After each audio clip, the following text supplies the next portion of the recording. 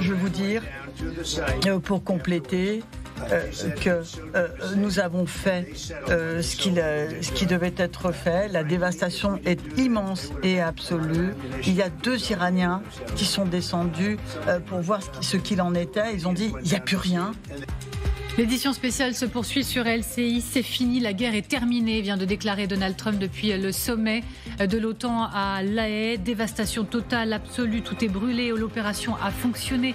Il parle d'anéantissement total. Ils sont au tapis, ajoute Donald Trump. La dernière chose qu'ils auront envie de faire, les Iraniens, c'est de nouveau de l'enrichissement d'uranium. Et selon lui, si demain au réveil, il leur prenait l'idée de refaire une telle bombe, alors ils seraient là, les Américains, pour leur rappeler les bonnes idées. Victoire extraordinaire, exceptionnelle, un avant et un après. Voilà pour les mots également des secrétaires d'État qui l'accompagnent. Tout ça, on va le poser sur la table. Je vous rappelle pourquoi le président américain a été interrogé sur ces sujets. Eh bien parce qu'il y a eu des révélations de médias américains, CNN, le New York Times, qui rapportent des renseignements à l'appui, assurent que les objectifs américains, après les frappes, n'ont pas été totalement atteints. On va dérouler tous les détails, vous dire tout ce que l'on sait et se poser toutes les questions, notamment avec nos invités que je salue sur ce plateau. Manaz Shirali, bonjour. Bonjour. Merci beaucoup d'être avec nous. Vous êtes sociologue et politologue spécialiste de l'Iran. Nous sommes avec Marion Bucher, bonjour. Merci beaucoup d'être avec nous également. Marion Bucher, vous êtes experte aéronautique et ancienne pilote de chasse. Bonjour à vous. Rebonjour Xavier de Giacomini. Vous êtes éditorialiste international pour LCI. Avant toute chose, on reprend la direction de La Haye puisque nous sommes particulièrement mobilisés pour suivre ce sommet de l'OTAN avec vous, Margot Haddad, avec Grégory Philippe, vous êtes accompagné de Morgan Pope. C'était inattendu, plutôt, cette prise de parole du président américain aux côtés du secrétaire général de l'Alliance, Mark Rutte, un président qui visiblement avait envie de répondre point par point aux accusations. De répondre point par point, mais surtout de mettre en avant son opération. Alors, ce qui est intéressant, c'est que vous avez une déclaration avec des sources non identifiées à la presse, et puis vous avez celle de Donald Trump. Et au milieu de tout ça, il y a ce qu'on appelle la nuance, c'est-à-dire les faits, avec Raphaël Grossi, qui donne des informations tout de même si les inspecteurs de l'AIEA n'ont pas pu, pour le moment, se rendre sur les sites. Eh bien, vous avez encore certaines caméras sur certains sites nucléaires iraniens. Et Raphaël Grossi dit qu'en partie, le site de Natanz et d'Ispahan ont été très endommagés. Et c'est également le cas de Fordo. Pour ce qu'il est des 400 kilos d'uranium enrichi à 60%, pour l'instant, c'est le gros point d'interrogation. Mais en fait, entre ces deux déclarations, celle de la presse et celle du président américain, vous avez ce qui se passe entre les lignes, et c'est-à-dire des informations plutôt fiables qui sont celles de l'AIEA, qui vous donnent des informations sur l'état du programme nucléaire iranien. Et pour le moment, les experts s'accordent pour dire que même si le programme nucléaire iranien n'a en aucun cas été totalement démantelé, il a été fortement affaibli et qu'il y a une forme de répit dans la région, c'est-à-dire que certains pays, dont Israël, ont gagné du temps quant à ce programme nucléaire iranien, et c'est ça l'essentiel pour les partenaires de la région.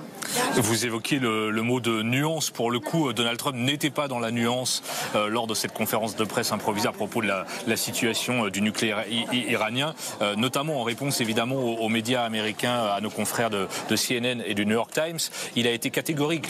Le nucléaire iranien est à terre, il est au tapis, il est totalement détruit. L'opération menée par nos pilotes, ce sont des héros, ces pilotes qui ont réussi un geste absolument formidable, dit Trump, et qui évidemment prend plaisir à taper sur les révélations de nos confrères américains pour dire qu'ils racontent n'importe quoi et que ces fuites sont bidons, entre guillemets. Donc Trump est venu faire le service après-vente, j'ai envie de dire, de l'opération militaire américaine contre le nucléaire iranien, et puis le service après-vente de cette paix, de la fin de cette guerre des 12 jours qu'il a réussi à obtenir. Je note que dans cette conférence de presse improvisée, il y a eu une question sur l'Ukraine, parce que vous savez que Donald Trump, normalement, doit rencontrer Volodymyr Zelensky tout à l'heure en marge de ce sommet. Et qu'a répondu le président américain? Eh bien, il a botté en touche en disant « Je ne savais même pas qu'on parlerait de l'Ukraine aujourd'hui ». Est-ce qu'il a vraiment botté en touche, Grégory, ou est-ce que réellement c'était voulu? On a senti que Donald Trump ne voulait pas surtout répondre sur le sujet de l'Ukraine, qu'il voulait très clairement que ce sujet ne soit pas le cœur de ce sommet de l'OTAN. Alors alors que ses partenaires européens voulaient profiter du fait que ce sommet de l'OTAN 2025 puisse remettre au cœur des sujets le sujet de l'Ukraine, avec Volodymyr Zelensky qui est invité de manière officieuse et non pas de manière officielle, afin que ce sujet ne soit pas oublié avec la situation au Proche-Orient. Merci beaucoup. On se retrouve un peu plus tard. Grégory Phillips, Margot Haddad avec Morgan Pope sur place pour suivre ce sommet de l'OTAN à La Haye. Manaz Chirali, je pense que je peux dire, sans trahir de secret, que vous étiez extrêmement dubitative en suivant les déclarations du président américain. Oui, évidemment. Vous savez, l'Iran est un très très grand pays, 5 fois plus grand que la France sur la surface.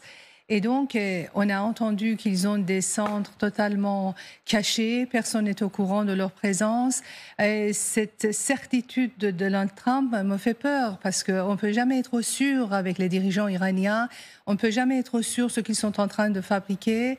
Et je tiens à dire quand même, nous entendons très souvent des nouvelles sur place qui ne sont pas relayées ici en France. Ces derniers jours, on a entendu que dans les 2 villes, Shahrud et Semnan en Iran, ce sont les villes où il y a des laboratoires nucléaires, des tremblements de terre. Les habitants ont annoncé, ont raconté, ont dit, et les journalistes iraniens, ils ont rapporté qu'il y a eu des tremblements de terre à l'échelle de 4,5 sur l'échelle de Richter.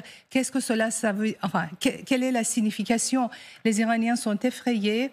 Et ceux avec qui je suis en relation, ils sont effrayés. Ils pensent que le régime est en train de faire des essais nucléaires souterrains. Et ça, c'est effrayant pour nous, les Iraniens, parce qu'on pense que si jamais ils fabriquent quelque chose, ça va encore attirer la foudre de la communauté internationale. Donc, vous voyez que ça tranche complètement avec la certitude du président américain. Cela dit, on a appris ces derniers temps de ne jamais prêter beaucoup attention à ses paroles parce qu'il dit quelque chose et il fait autre chose. Et plutôt, il faut le suivre selon ses actes que ses paroles.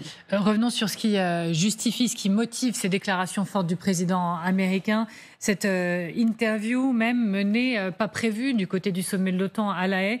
Eh bien, ce sont ces révélations, Nevin Potros, de CNN et du New York Times sur lesquelles vous allez revenir en détail. Ah oui, effectivement, exclusivité de nos confrères de CNN qui ont donc eu accès à un document top secret rédigé par la Defense Intelligence Agency, qui n'est autre que l'un des services de renseignement du Pentagone. Et que dit ce document? Eh bien, que les frappes américaines de ces derniers jours, donc contre les sites nucléaires de Fordo, de Natanz et d'Ispahan, eh bien, n'auraient pas détruit les installations nucléaire iranienne. Le programme nucléaire iranien serait seulement retardé de quelques mois au maximum, entre 6 à 24 mois selon les estimations.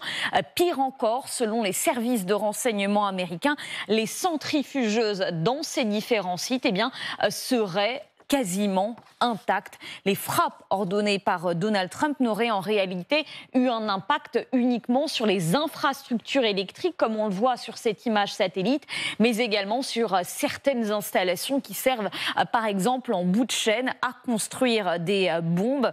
Selon toujours les auteurs de ce rapport, l'uranium enrichi des Iraniens aurait en réalité été retiré des différents sites avant les frappes américaines. C'est d'ailleurs ce que l'on constatait ces derniers jours sur ces images satellites. Sur le site de Fordo, par exemple, on distingue très clairement au moins 16 camions sur cette image, aperçus donc aux abords de la centrale, et ce 2 jours avant les frappes américaines. Alors évidemment, impossible de dire avec certitude ce que contiennent ces camions, mais ce serait très vraisemblablement des centrifugeuses. D'ailleurs, selon un haut responsable iranien, Téhéran aurait évacué 3 sites depuis un certain temps. Il n'y avait plus d'uranium enrichi dans ces centrales visées donc par les Américains. Et très important, Nevin, les responsables américains pensent que tout ce matériel a été déplacé vers d'autres sites.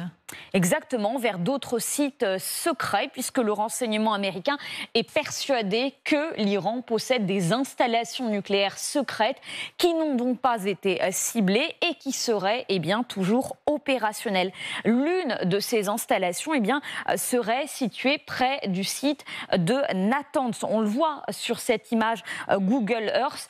Ce site, il serait situé sous cette montagne, le Kuyen Golan Gazla, en français le mont de la Pioche, que l'on aperçoit à seulement quelques kilomètres donc du site nucléaire de Natanz. On va zoomer dans cette image. Regardez cette animation qui a été réalisée par notre assistant Ryan Caïd. On le voit très clairement, ce site secret serait donc situé à proximité immédiate du site de Natanz. La construction de ce site aurait commencé en 2007 et selon les experts, ce site secret, à nouveau, il serait à la fois bien plus grand et bien plus en profondeur que le site nucléaire de Fordo, par exemple, ce qui permettrait quoi ? D'abord d'enfouir une plus grande quantité de centrifugeuses, mais surtout, ces dernières seraient hors de portée des fameuses bombes américaines, les GBU-57.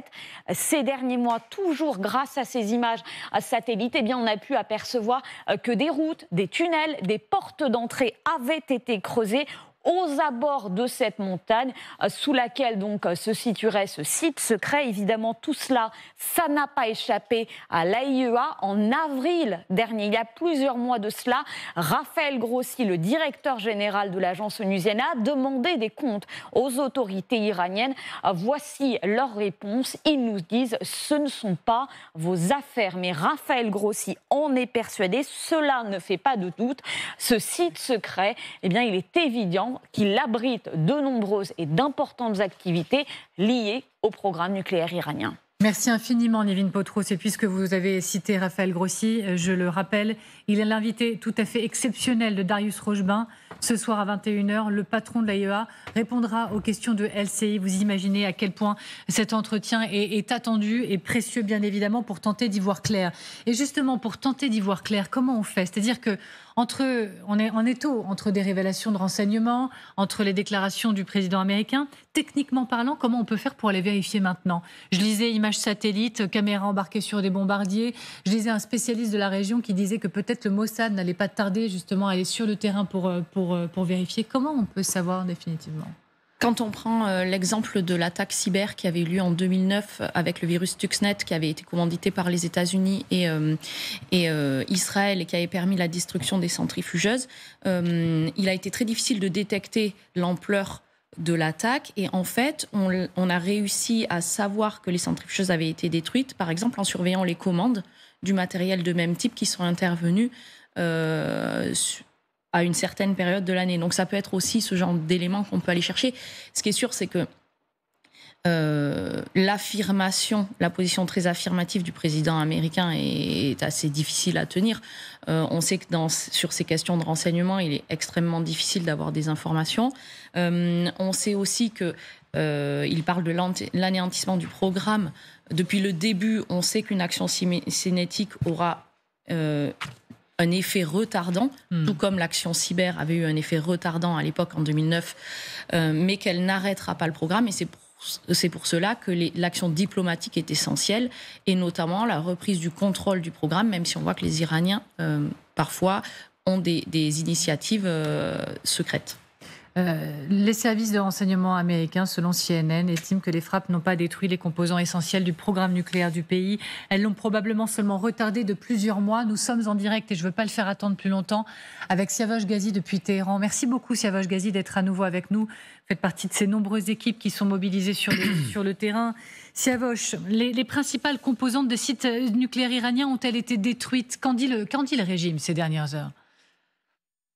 Alors, il y a pas d'information, pas de communication de la part du pouvoir iranien sur les dégâts qui ont été causés par les frappes américaines, mais aussi israéliennes, puisque Israël donc a bombardé à plusieurs reprises le site de Natanz, les sites donc les usines d'Isfahan, mais aussi à Karaj par exemple, où il y a une usine pour assemblage des centrifugeuses, et d'autres sites également. Donc, mais on ne connaît pas les dégâts. Il n'y a pas de communication, bien évidemment, de la part des autorités iraniennes sur les dégâts, sur les destructions et donc dans ces différents sites du programme nucléaire iranien.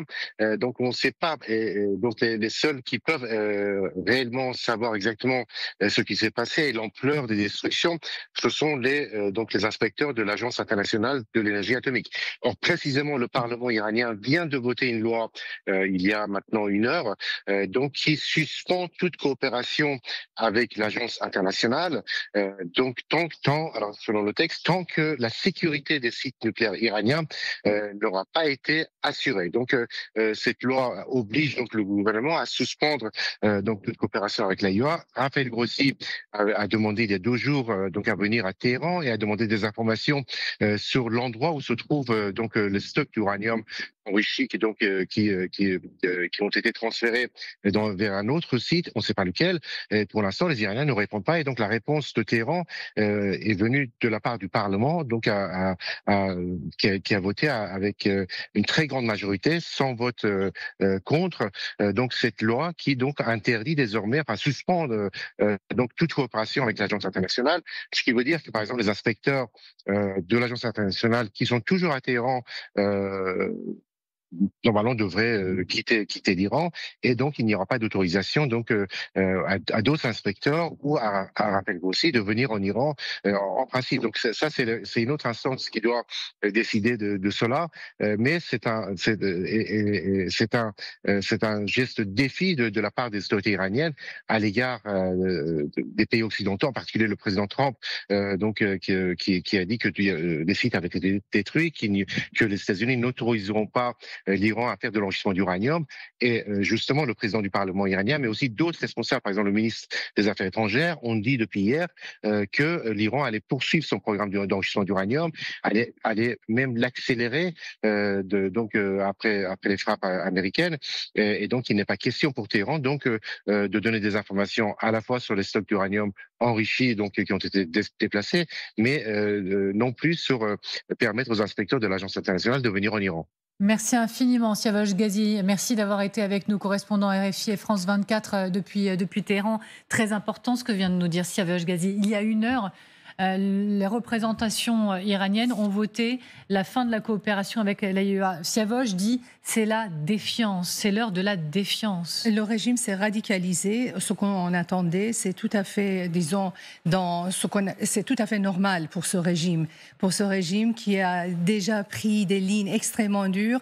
D'ailleurs, sur les propos de Siavash Ghazi, je voulais juste rajouter que dans les premiers temps, le régime était dans la négation totale parce que ces bombes ont été explosées vraiment dans la profondeur de la terre. On n'a pas entendu beaucoup de bruit. Au début, le régime annonçait qu'il n'y a rien, et les installations sont saines et sauves. Et là, maintenant, ils ont été obligés de reconnaître qu'il y a une attaque sur leurs installations, mais ils diminuent les portées. Et cela dit, quelle que soit l'ampleur de dégâts, de toute façon, je pense que l'important de savoir, ils sont encore plein d'autres endroits et plein d'autres possibilités à enrichir l'uranium et à fabriquer la bombe atomique. Vraiment, le régime est allé sur le chemin de la bombe atomique. Aujourd'hui, rien ne peut plus l'empêcher d'accéder à la bombe atomique. On peut l'être. Mais est-ce que la situation est pire qu'avant ? C'est-à-dire que le secrétaire d'État américain Marco Rubio a dit il y a un avant. Pardonnez-moi, ce petit jingle veut dire effectivement, regardez qu'on en est à la photo de famille du côté du sommet de l'OTAN aux Pays-Bas, à La Haye. Toujours importante ces images, surtout dans des tels moments de tension géopolitique. D'ailleurs, on est toujours avec Margot Haddad, Grégory Phillips qui couvre ce sommet de l'OTAN à La Haye pour LCI et TF1. Rappelez-nous sur ces images quels sont les enjeux si importants en ce moment.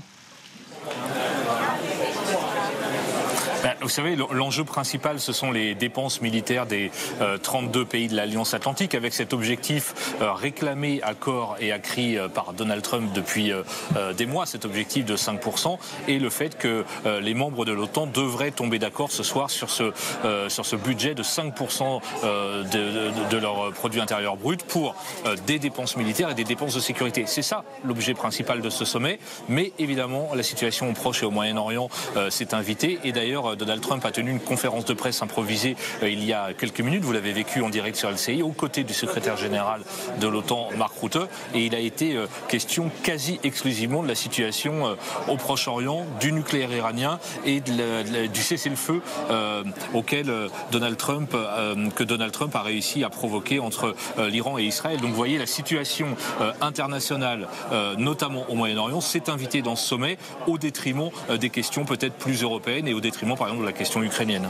La vraie question, c'est de savoir dans quelle mesure les pays européens sont en capacité d'accélérer. Pour vous donner un ordre d'idée, en juin 2024, donc à peine l'année dernière, eh bien, seulement 23 des 32 pays membres de l'OTAN étaient arrivés aux 2% requis qui étaient demandés depuis 2006. Nous sommes désormais en 2025, les pays membres sont arrivés à 2%. Maintenant, il y a une volonté d'y aller de manière graduelle, c'est-à-dire potentiellement un jour d'arriver aux 5%, et encore, ce n'est même pas sûr, mais d'aller surtout sur 3,5% dans les prochaines années. C'est une volonté du côté français, du président de la République, avec des pays beaucoup plus allants que d'autres. C'est le cas notamment de l'Espagne, qui n'est pas du tout sur cette ligne et qui dit très clairement on n'y arrivera pas aux 3,5%. C'est également une question de priorité politique. C'est pour ça que chaque chef d'État devra également donner son agenda sur sa scène intérieure, de savoir si l'État en lui-même est en capacité d'augmenter le budget des défenses militaires et s'il y a une priorité faite à l'armement, aux industries de défense ou non. Là, on est donc à la photo de famille. Maintenant, on va pouvoir débuter cette réunion du Conseil extraordinaire des pays de l'Alliance Atlantique. Puis à la mi-journée, sans doute, des bilatérales. Donald Trump a prévu de rencontrer par exemple Volodymyr Zelensky, mais en marge du sommet, comme quoi la question ukrainienne est quand même un peu présente sur la table. Et puis le président américain, qui est clairement l'invité principal de cette réunion aujourd'hui, doit tenir une conférence de presse dans l'après-midi normalement, qu'on pourra suivre évidemment sur LCI ensemble. Merci beaucoup à tous les deux. Margot Haddad, Grégory Phillips avec Morgan Pau pour suivre ce sommet de l'OTAN depuis La Haye. Malgré les révélations qu'on vient de mettre sur la table de médias américains sur les objectifs atteints ou non par les frappes américaines, Xavier de Giacomoni, c'est un président, si j'étais excessive, je le suis parfois, plus puissant que jamais, qui se présente en fait devant les autres leaders du monde. Je vais être plus excessif que vous. Il se voudrait impérator, en fait. C'est le général romain, pendant la République, qui a gagné toutes les batailles et qui vient recueillir son triomphe à La Haye. Tout le monde, d'ailleurs on le voit bien, tout le monde est à ses pieds, tout le monde est autour de lui, tout le monde ne cesse de lui faire des courbettes, à commencer par le secrétaire général de l'OTAN, Mark Rutte.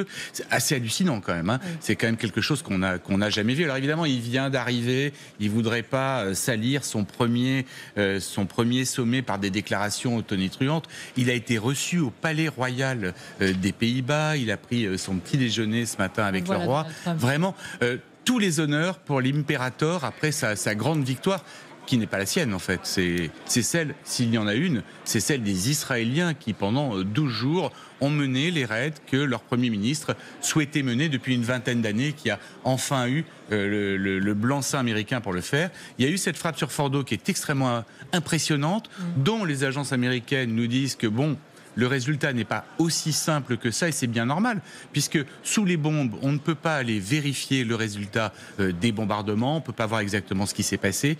Il y a les 408 kilos d'uranium enrichi qui ont disparu. Alors Raphaël Grossi a eu un contact quand même, c'est le patron de l'AIEA, l'agence à l'énergie atomique. Il a eu un contact avec les Iraniens qui lui ont dit que ces 408 kilos d'uranium enrichi a priori à 60% étaient en lieu sûr et qu'ils étaient conservés surtout dans de bonnes conditions pour ne pas qu'il y ait de risques. Donald